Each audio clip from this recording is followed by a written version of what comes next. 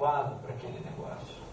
Então, veja bem, vamos dar um exemplo, lógico, não é um exemplo de uma pequena empresa, mas tem uma empresa no Brasil, que é uma franquia de alimentos, que tentou se estabelecer nos Estados Unidos.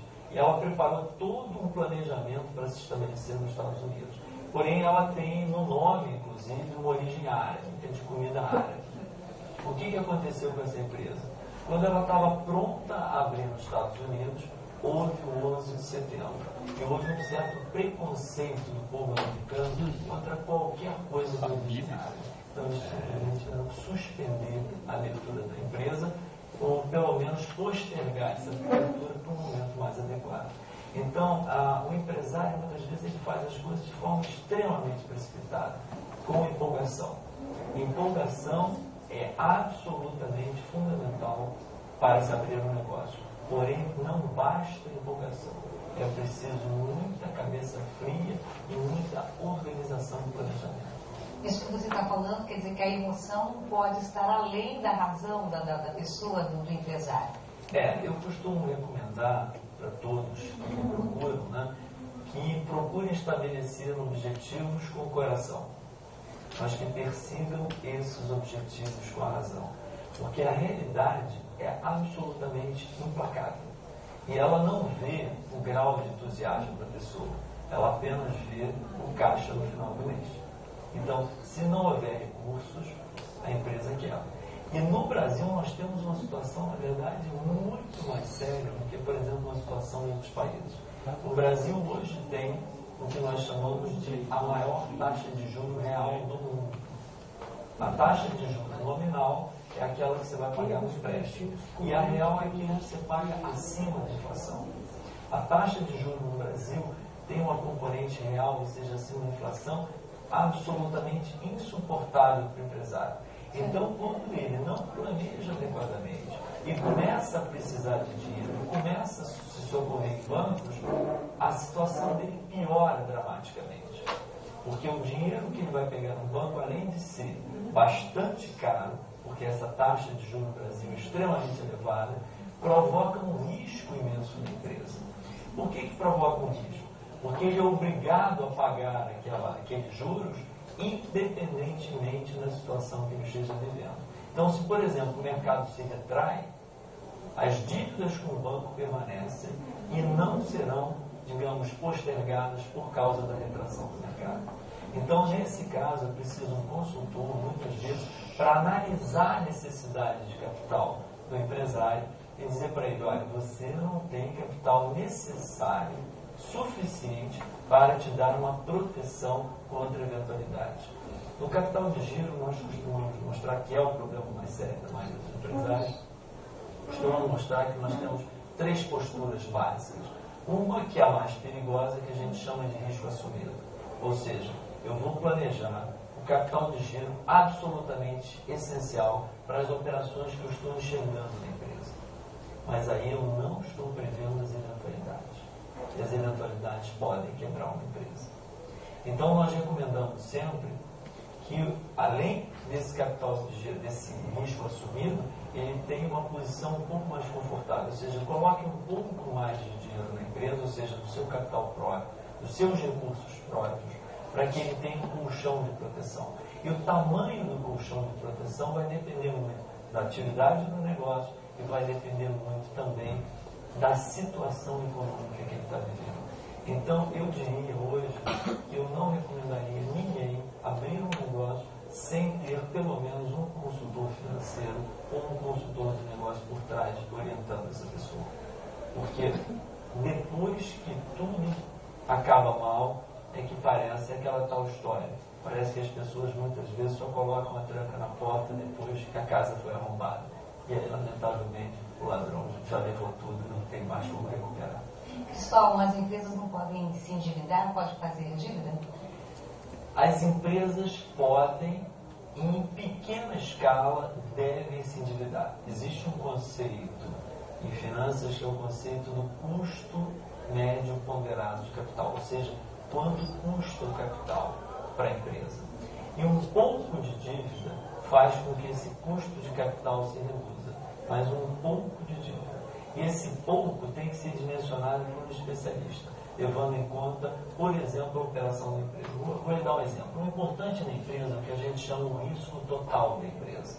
O risco total da empresa ele tem basicamente duas componentes. O chamado risco operacional, que tem a ver com a atividade que é exercida, e, por outro lado, o chamado risco financeiro, que tem a ver com a quantidade de obrigações financeiras que o empresário está assumindo com o fornecedor de capital de terceiros, por exemplo, fornecedor do empréstimo.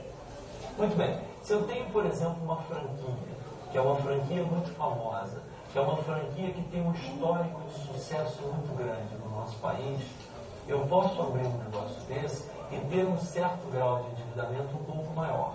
Por quê? Eu tenho certeza que eu terei mercado, eu tenho certeza que as pessoas virão comprar no meu negócio, eu tenho certeza que a minha receita será razoavelmente estável. Porém, se eu estou abrindo, por exemplo, uma agência de publicidade, ou uma agência de promoção, tem vários tipos de design, por exemplo, o pessoal agora abre muito essa parte de design industrial ligado à internet, esse tipo de coisa.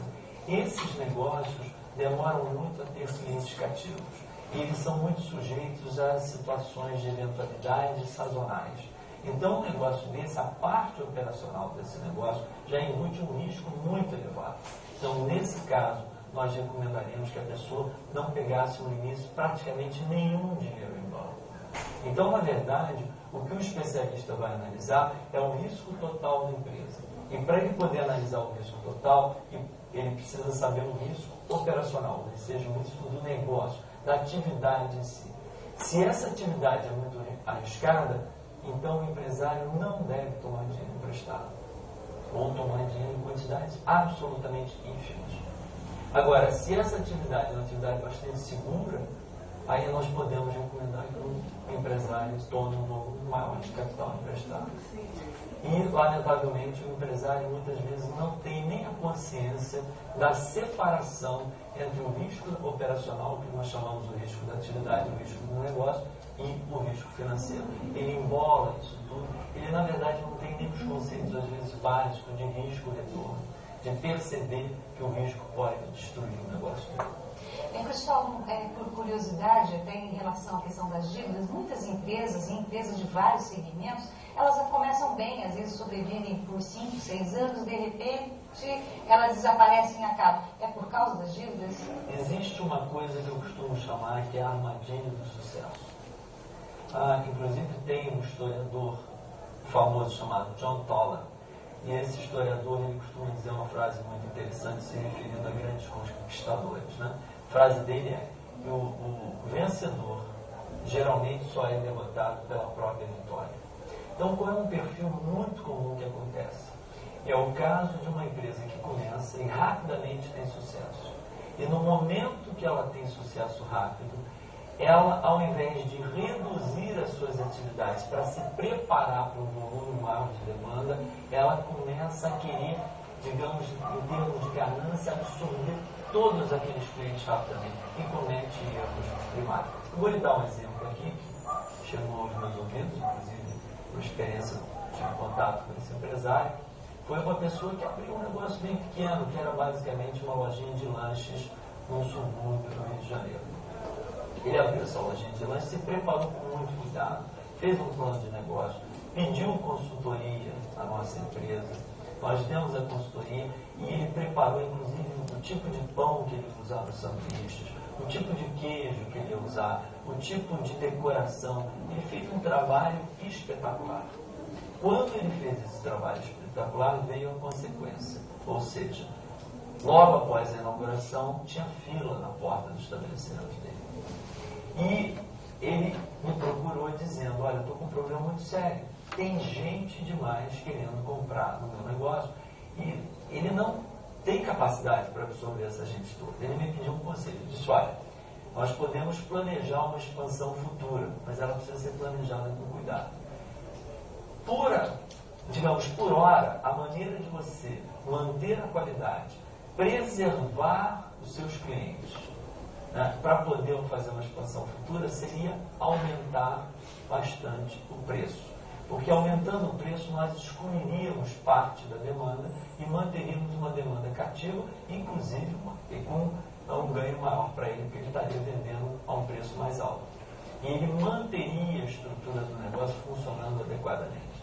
Porém, a ganância não permitiu ele fazer isso. O que ele fez foi contratar rapidamente mais pessoas, tentar expandir rapidamente as operações, colocar mais mesas no estabelecimento, que já não estavam nem compatíveis com as antigas, e fazia, digamos, a cozinha dele gerar um giro mais rápido. Moral da história, a qualidade do sanduíche caiu, o pão que ele trazia de uma outra região, que ele, quase que uma importação de outra cidade, que era de alta qualidade, ele começou a comprar um pão local, baixou a qualidade do pão, baixou a qualidade do queijo, baixou a qualidade de todos os ingredientes, baixou a qualidade do atendimento, que as pessoas que começaram com ele estavam muito bem preparadas, e as que substituíram rapidamente não estavam preparadas.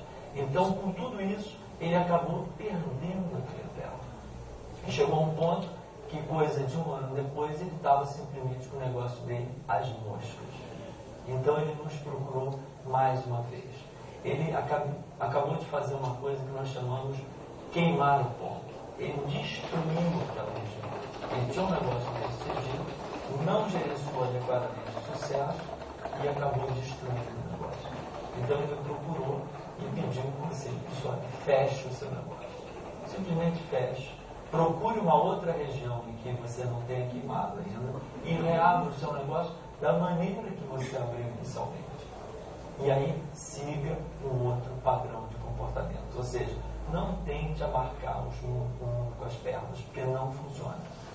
E aí passou-se mais um tempo e ele não fez isso. E continuou com o negócio aberto, sem ter praticamente clientela, inclusive fazendo coisas muito feias, como, por exemplo, colocando, como certos restaurantes fazem, né? Colocando pessoas na porta, quase caçando a força clientes para dentro da loja. Né? E, obviamente, depois de mais um ano de sofrimento, ele acabou fechando as portas. Então, o que nós notamos é que é curioso como as pessoas, às vezes, são teimosas e como elas não querem ouvir a experiência de milhares de casos anteriores que nós já acompanhamos. Nós sabemos o que dá certo e o que não dá certo. Agora, Cristóvão, também tem aquelas empresas que acabam tendo sucesso, quer dizer, o produto, né, ele acaba sendo um sucesso e tem até uma demanda, mas o empresário ele não tem, ou seria o capital de giro, ou tem a questão financeira mesmo, para investir na empresa. O que ele deve fazer? Qual que é o erro que ele para e que ele não continua? Ele, mais uma vez, deve procurar uma consultoria que deve orientá-lo, analisar a situação do negócio dele, e orientá-lo no sentido de pegar um sócio, e aí temos que ver que sócio seria, teríamos que ver qual o percentual de participação desse sócio, ou eventualmente um sócio com parte do capital e pegar parte do dinheiro em banco. Mas tudo isso é uma questão de dosagem. Eu costumo dizer que negócio é parecido com culinária. Todos nós mais ou menos sabemos como fazer um feijão. Ou seja, podemos pegar uma receita e sabemos exatamente os ingredientes que entram no feijão. Mas tem pessoas que fazem um feijão horroroso e tem pessoas que fazem um feijão maravilhoso. E quando a gente tenta descobrir a diferença entre um e outro, a gente chega numa palavra: dosagem. O problema na vida e nos negócios em particular é muito menos uma questão de saber que elementos colocar, mas muito mais uma questão de saber em que dosagem colocar. Por exemplo, o empresário, pequeno empresário, ele pensa que vai, digamos, poder ter fim de semana. E quando o negócio começa a dar certo, ele não tem fim de semana, ele não tem feriado, ele tem que atuar na área de marketing, ele tem que atuar na área financeira, ele tem que fazer atendimento ao cliente, ele tem que se preocupar com o pagamento de impostos, ele tem que gerenciar a contabilidade, ou seja, tudo isso junto pode provocar um estresse no empresário gigantesco. Eu já tive um negócio, eu já vi, inclusive eu tive uma sócia que chegou a ter, inclusive, paralisia facial de tamanho do estresse que o negócio gerou. E aí nós discutimos qual é a dosagem correta. Até que ponto você deve trabalhar exaustivamente para fazer o negócio funcionar e até que ponto você deve também ter mais horas de lazer. Ou seja, no final das contas, a grande questão que eu acho que o consultor pode ajudar é exatamente na questão de dosagem. Ou seja,